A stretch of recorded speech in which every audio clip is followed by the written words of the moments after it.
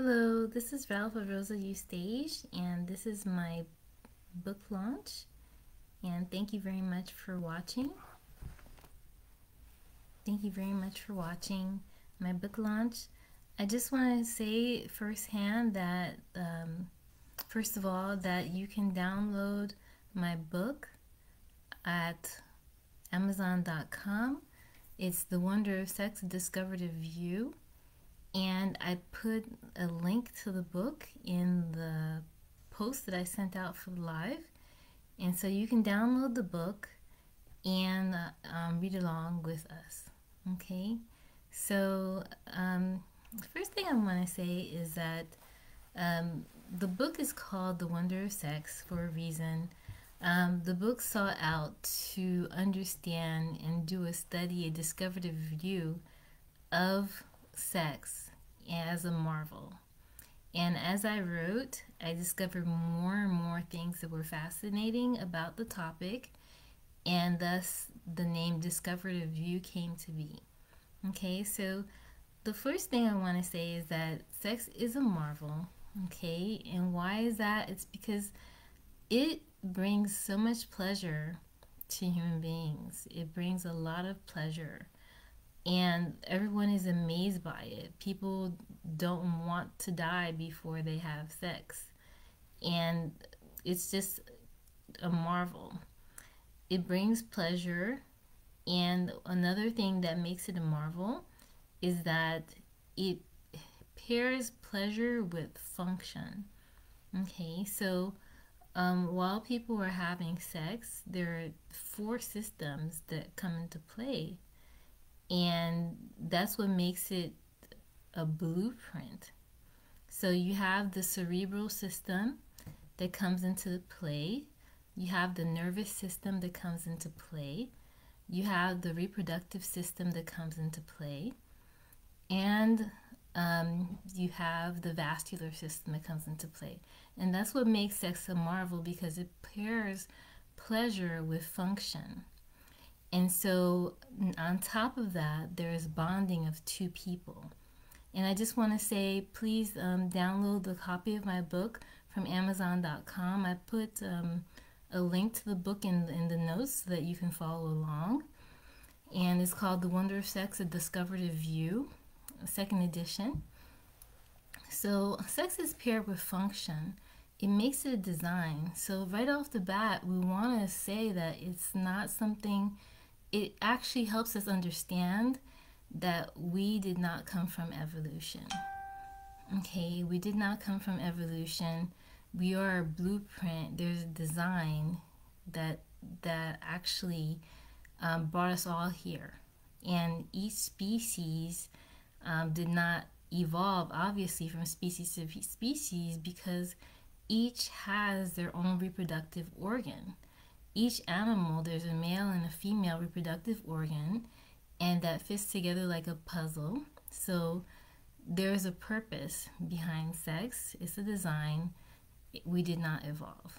Okay, so I'm going to read some excerpts from my book, and you can listen along. This is marvelous. Sex serves as a purpose within the reproduction of each species, and it refutes the theory of evolution of mammals over millions of years, since after mammals came into existence, the very next step of procreation and reproduction had to be sex with the reproductive organs. The whole process of bonding, pleasure, and climax to the release of sperm and the fertilization of the female egg is perfectly engineered and points to a blueprint. So where did this design originate? It points to a higher power and will. Therefore, sex brings great satisfaction of pleasure, and the pleasure around it was intentional. The pleasure that it brings was intentional for the reproduction and bonding, and with that, the world with its billions of inhabitants is populated. So now there's purpose behind it. So there was a designer, there was a creator.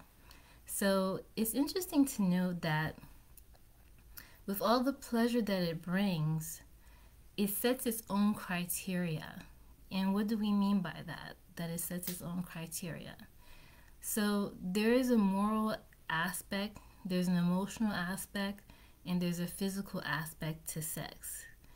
And if abused, the consequences and implications are automatically set up. No one has to say anything, no one has to tell you anything.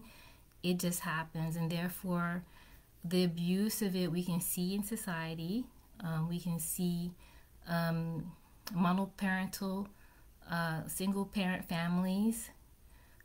We can see unwanted pregnancies with that. We can see heartbreak, dissolve families through divorce, sexually transmitted diseases. And that's the criteria that sex sets on its own. No one has to say anything. And so with just the figures that we have, we see high rates of these things. And in 2018, I note this in my book, the CDC said that 1 in 5 persons had an STD on any given day in 2018. So everyone wants to consider the pleasure, but they also want to attach values to their sex. And what are the values? And that's very important to know. So one thing that we should know about sex is that there are stages. If followed, sex can be very healthy. And I'm just going to read an excerpt from my book on these stages.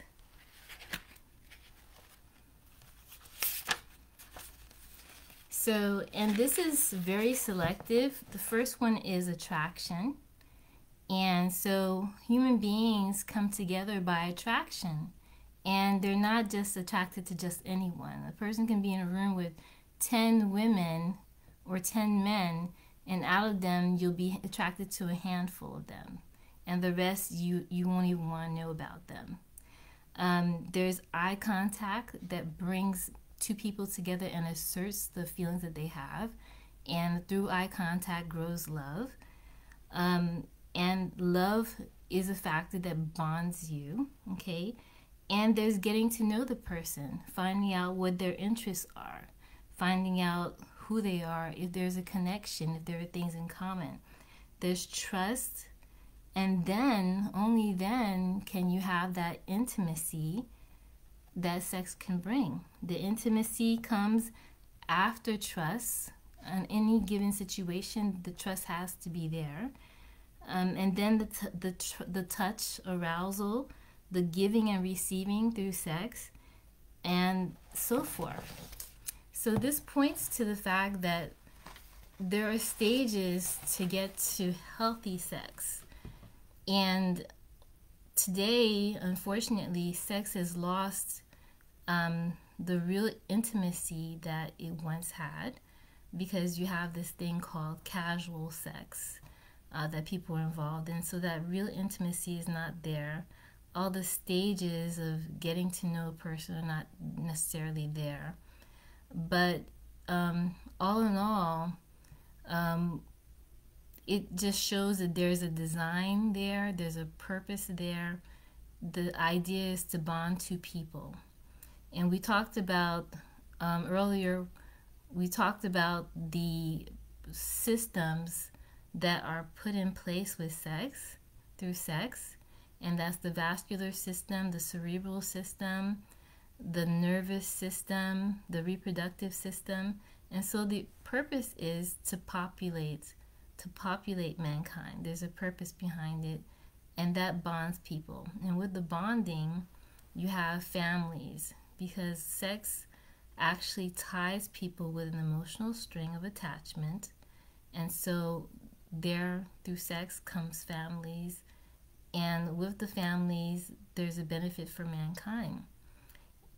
We find that in areas where there are no families, the nuclear family is not there, that you have low income, or you have drug addiction in early ages. And so healthy sex is an important criteria. And I talk about all of this in my book.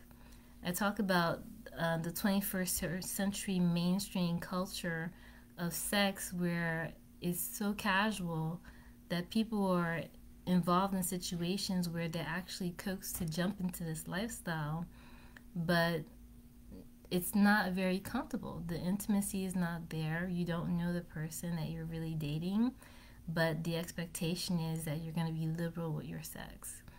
And so we want to encourage everyone to be healthy and have healthy sex because it ties you emotionally to a person, and you want to be tied emotionally to the right person.